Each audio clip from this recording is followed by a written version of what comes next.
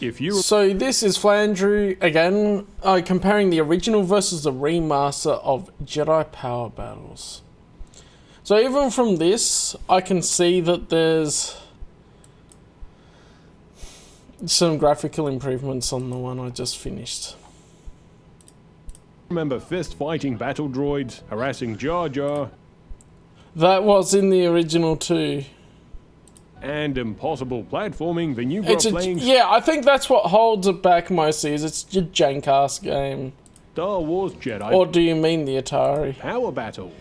This is a lot more janky than some of the others, though. Now, 25 years later, this fan favorite has received a remaster from Aspire. And in this video, we're going to compare it to the original... Yeah, that's a big...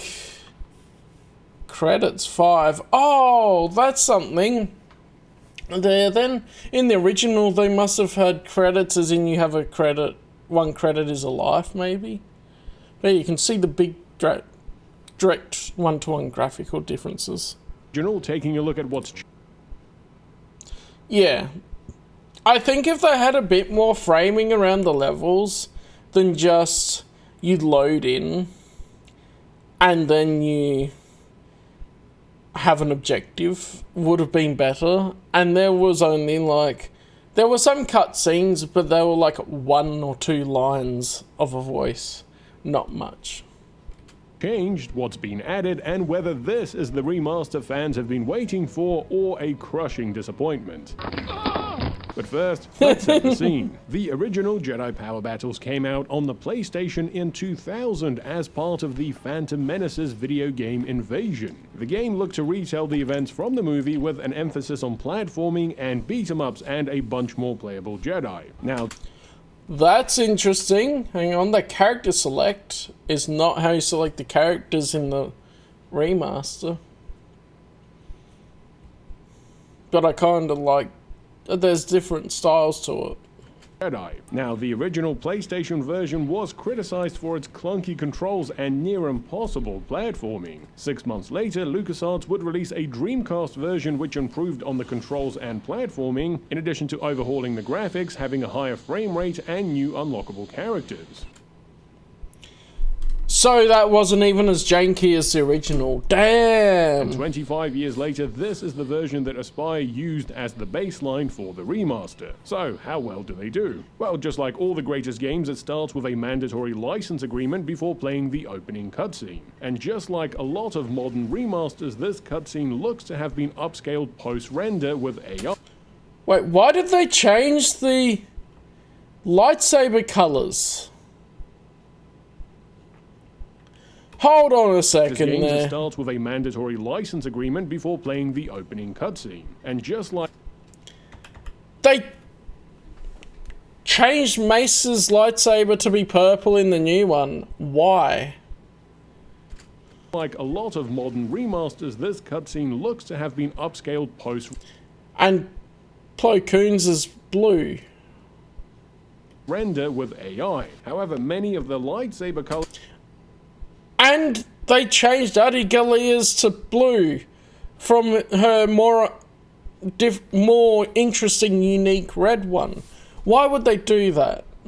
Anyway, I will listen to what he's saying now. Before playing the opening cutscene. And just like a lot of modern remasters, this cutscene looks to have been upscaled post-render with AI. However, many of the lightsaber colors are different to be more movie accurate, which means they had to go in and re-render the cutscene. On the other hand, movie accurate. It was accurate to the expanded universe. Aspire, why do you not preserve the original?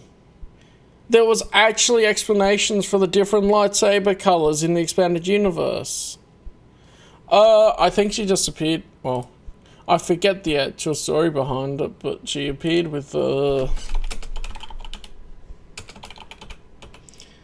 I remember seeing it in a comic, and it's like, well, if they're gonna put the character in, they put both her lightsaber colors. Do they have... Yeah. So this is the cover for Jedi Apprentice: The Dangerous Rescue, and that has her with, it's a bit more orangey. That's her with Siri Tachi because she's Siri Tachi's master. Siritachi is Obi-Wan's love interest. And then you also have her with that coloured lightsaber in, yeah, Jedi Council Acts of War 2. There you go, we've got sources. So it's actually consistent with the expanded universe that she has that lightsaber colour.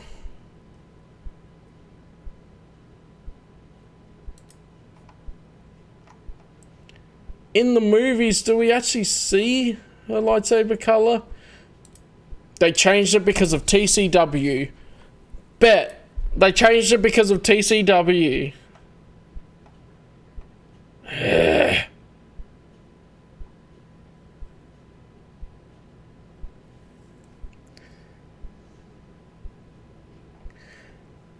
Yeah.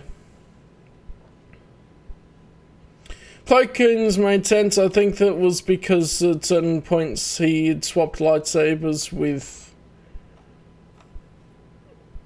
whoever it was.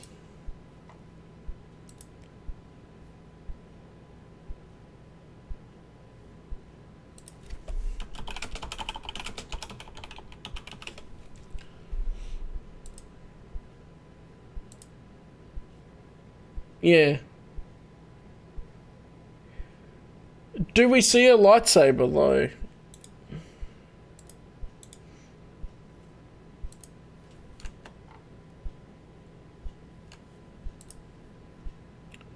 Ah, now we're gonna have a look at it.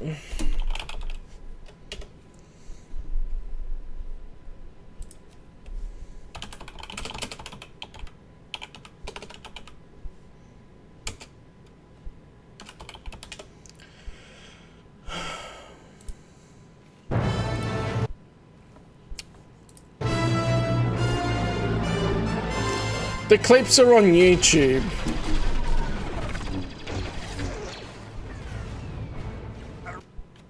She survived the Battle of Geonosis, so she's one of the surviving Jedi here. But rule of thumb is that pretty much anyone other than Mace Windu had a green or a blue lightsaber.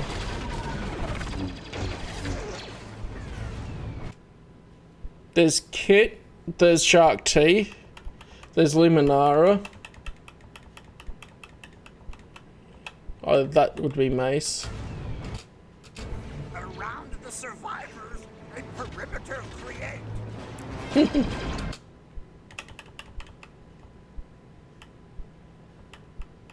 There she is, yeah. That's her. Enhanced, probably. She has the blue in Attack of the Clones here. So, do we have a reason?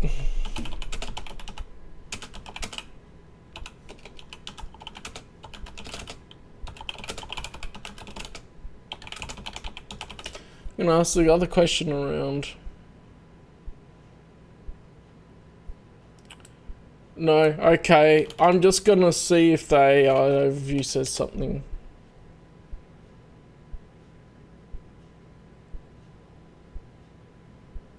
That's second lightsaber. See, Adegalia's second lightsaber.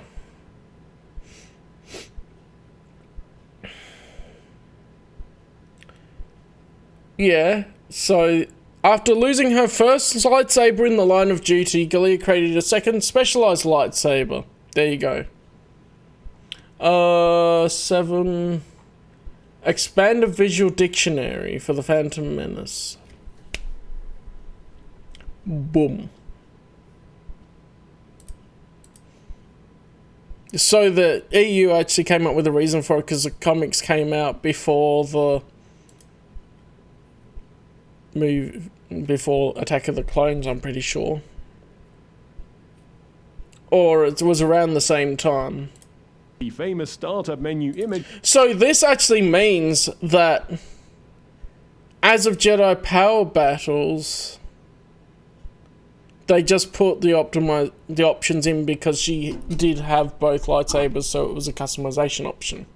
of all the Jedi has been redrawn from scratch, this time with movie-accurate saber colors. Now, despite using the Dreamcast version as a baseline, Aspyr did not use that game's menus because, frankly, they looked absolutely terrible. Like, what the hell is this supposed to be? Yeah, what sure is they that? Just pasted Mesa's head on top of Obi-Wan. Look, you can still make out the Padawan braid. Now, the remaster has all new menus that harken back to the look of the original PlayStation version. Another change is that all the original and bonus playable characters from the Dreamcast version are now unlocked and playable right from the start. Plus, they're like pointy sabers. PlayStation. There's a rounded point to the majority of version. them. Another change is that all the original and bonus playable characters from the Dreamcast version are now unlocked and playable right from the start. Plus, their lightsaber colors are changeable right from the character select menu. Honestly, I prefer the original colors, but here is a comparison of what they look like in the remaster.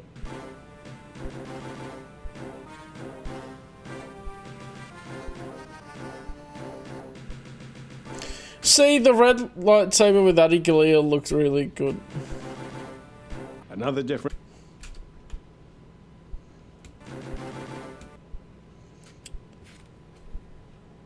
We're gonna just have a look-see here.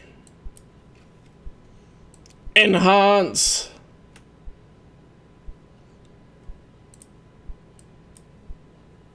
Enhance!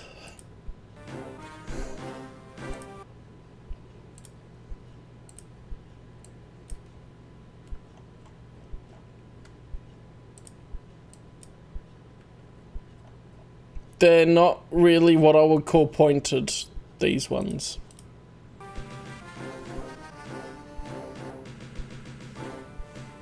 And this is cut off because he's sticking it into the ground. Silly plow.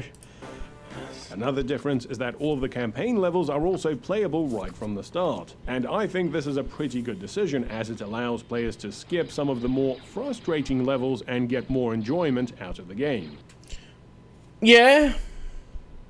That saves me a headache, but it also was a bit like, did it save my progress when I played B1 Battle Droid? And it's like, well, I don't have levels on it. However, if you want to unlock the 13 new characters, you do have to complete the campaign, but more on that a little later. For now, let's get to the actual gameplay. Now, the remaster does have two control options, a modern and a classic. The main difference being the placement of the jump button and which shoulder buttons are used for the force attacks. And to be honest, I was hoping for a bit more control customization. After all, the original Dreamcast version had 5 different controller configurations to choose from. Now, ever since the remaster was announced, many fans Aspyr not putting all the effort in that they maybe should have.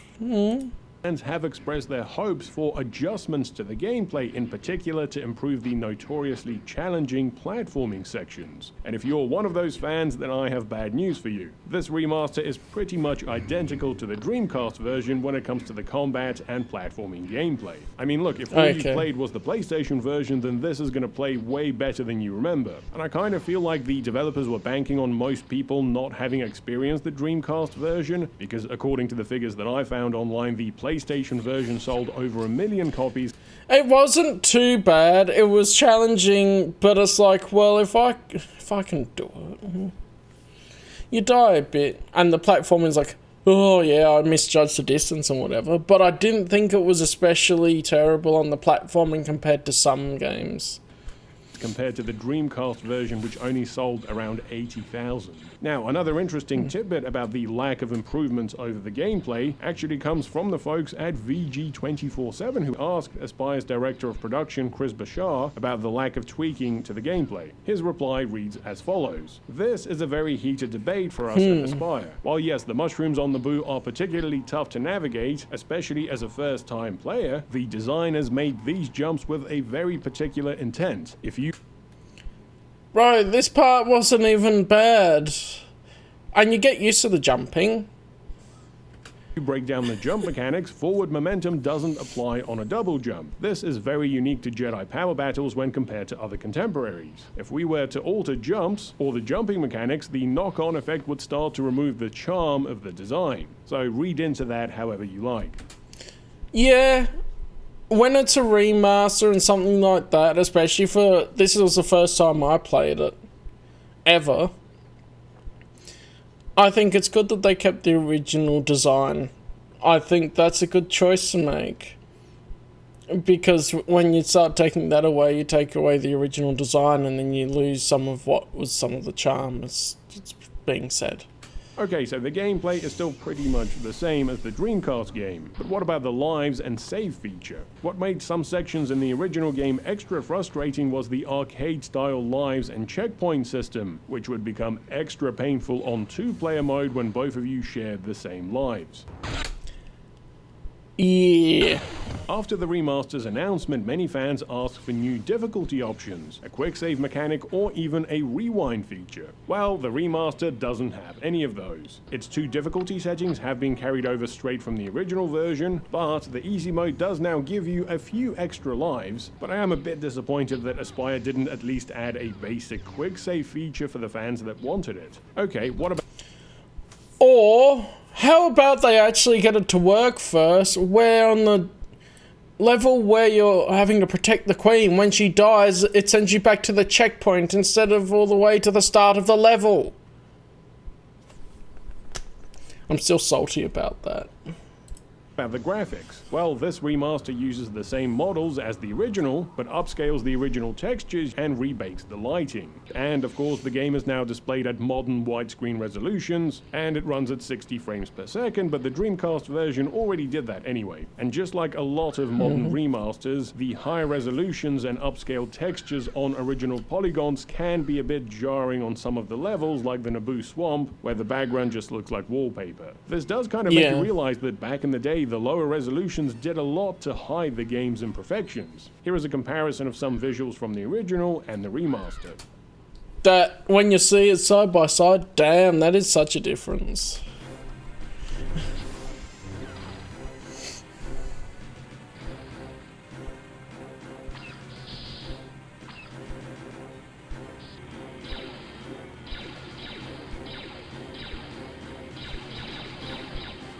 But at least Aspyr learned from their mistakes with the Battlefront collection when it came to game size. On PlayStation 5, Jedi Power Battles comes in at just under 3.8 gigabytes. Now, leaving the core gameplay mostly untouched does mean it retains a lot of the charm from the original, whether that's intentional or not. The droids still try to box you, you still get the same extra long lightsaber power-up, and Yoda still does his maniacal laugh every time you collect anything.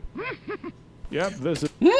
I do love that. I love that they kept that in. This is definitely the original game, which means that you can still smack Jar Jar around and these annoying frog things that never shut up. You will still get shot midway through a jump by droids, and some of them will just run into the chasm. Where is that blaster bolt coming from? And more importantly, where the hell am I? The feed level is still filled with clueless civilians and annoying handmaidens. Thank you for saving me. That's alright, but don't just run straight back into the droids. Dude, you just shot your own friend. Oh yes, finally, the tank. Let me just reverse a bit. Oh yeah, the controls on this were so weird. Oh yeah, they definitely kept the old tank controls. You see, this was a deleted scene from the movie. I've always wanted to try and drive a tank, Obi-Wan. Look at this droider car trying to keep up. Help! Can't you see I'm dead? Also, if you turn off the music, it also turns off most of the characters' dialogue. Apart from Amidala, who still just won't shut up. Help! Help! Help! See? Yes, this There's the script. escort mission is just as tedious as it's ever been. Oh, come on, at least try to stand up for yourself. That's the other annoying thing about the original. If you fail the escort objectives, you have to go right the way back to the start of the... So it was in the original too. Why didn't they change that? And Aspyr did nothing to fix that. Why didn't they change that at all? Ugh. From one escort mission to another, next up is Tatooine. And thanks to the upscaling, we can now make out these details down below. Look, Anakin, it's your home with your son's land speeder and then another identical one right next to it. Someone help, I'm stuck. You see, at a certain point, I just couldn't progress any further and had to restart the level from the beginning.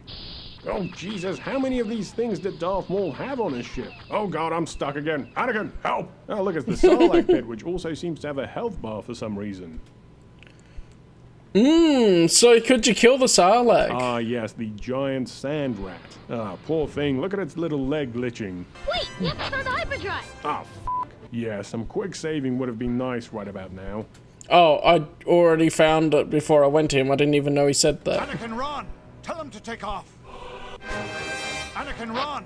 Tell him to take off. Right, so the Darth Maul battle is actually the boss fight now, I remember. Oh no, they've left without Qui-Gon. And now he's got to make his own way through the streets of Coruscant. Now, Jedi Power Battles does have this level up system, which is based on how many items you collect and enemies you take out. But the only way I've been able to finish this Coruscant level is just to run away from all of them. And just like in the original, they are too slow to keep up. But Get good.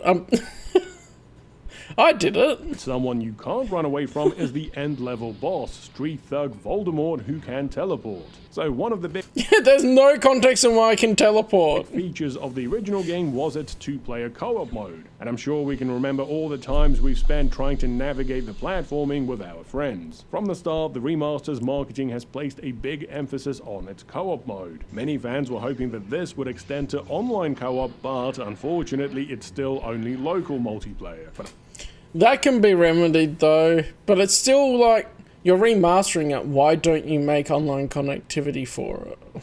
I'm glad to say the remaster's co-op is still the same mixture of fun yet nail-biting agony as it was 25 years ago. You'll be absolutely thrilled when you manage to get through a particularly tricky bit of platforming and scream in despair when one of you dies. In fact, fellas, I recommend playing this remaster with your girlfriend or partner to see how far into the game they get before rage quitting. It'll make your relationship stronger, trust me.